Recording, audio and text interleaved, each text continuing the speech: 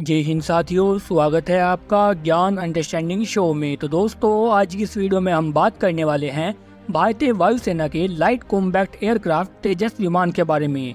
दरअसल हम आपको बता दें कि एक्टिव इलेक्ट्रॉनिक स्कैन अरे यानी कि AES से उत्तम रडार और अंगत इलेक्ट्रॉनिक वारफेयर सूट को स्वदेशी रूप से भारत में ही विकसित किया जा रहा है और बहुत ही जल्द LCA Mark 1A विमान के साथ यह जोड़ दिया जाएगा।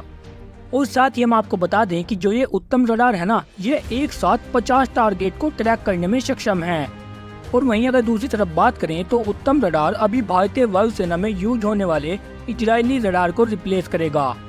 और साथ ही इस उत्तम रडार की एक और खासियत है कि यह 100 किलोमीटर की दूरी से भी दुश्मन को आसानी से पहचान सकता है। और इसके अलावा तेजस विमानों में जो अंगत इलेक्ट्रॉनिक वारफेयर सूट का इस्तेमाल होना है ना, यह एक जैमर का काम करता है।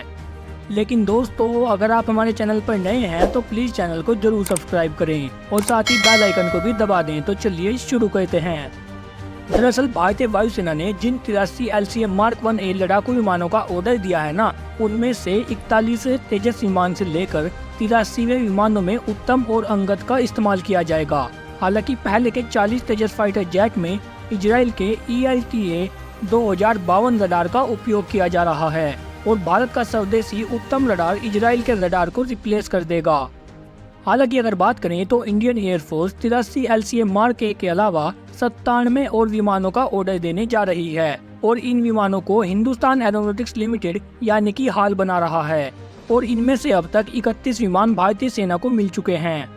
और अगर वहीं दूसरी तरफ फिलहाल की बात करें तो 30 जुलाई को एयरफोर्स ने जम्मू कश्मीर के अवंतीपोरा एयरबेस पर लाइट कॉम्बैक्ट एयरक्राफ्ट तेजस MK1 को तैनात किया है। दरअसल सेना का कहना है कि उसके पायलट्स घाटी में उड़ान की प्रैक्टिस कर रहे हैं और कश्मीर पड़ोसी देशों चीन, पाकिस्तान के लिहाज से संवेदनशील हैं। दरअसल तेजस MK1 मल्टी रोल हल्का लड़ाकू विमान है जो वायुसेना को कश्मीर के जंगल और पहाड़ी इलाकों में और मजबूत बनाता है।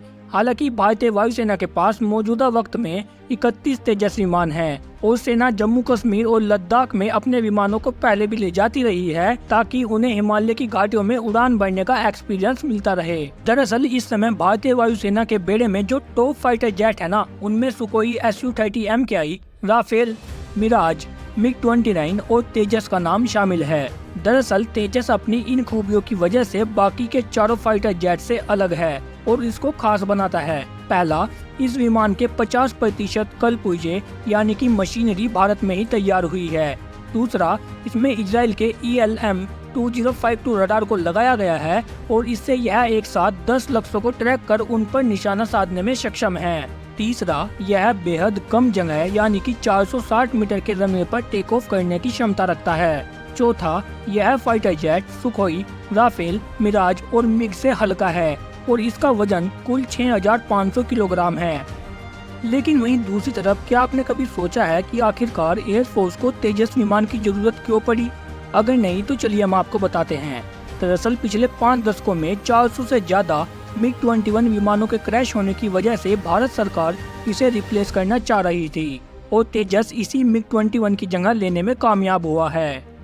इस विमान का वेट कम होने की वजह से यह समुद्री पोतों पर भी आसानी से लैंड और टेक ऑफ कर सकता है। यही नहीं बल्कि इसकी हथियार ले जाने की क्षमता MiG-21 से 2 गुना है।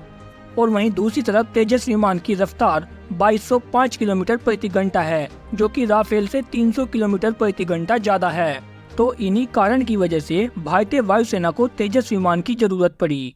तो दोस्तों, इस वीडियो में बस इतना ही। और साथ ही अगर आपने अभी तक वीडियो को लाइक नहीं किया है तो प्लीज वीडियो को लाइक और चैनल को जरूर सब्सक्राइब करें ताकि हमारे 1000 सब्सक्राइबर जल्द से जल्द पूरे हो सकें। Thank you very much for watching my video.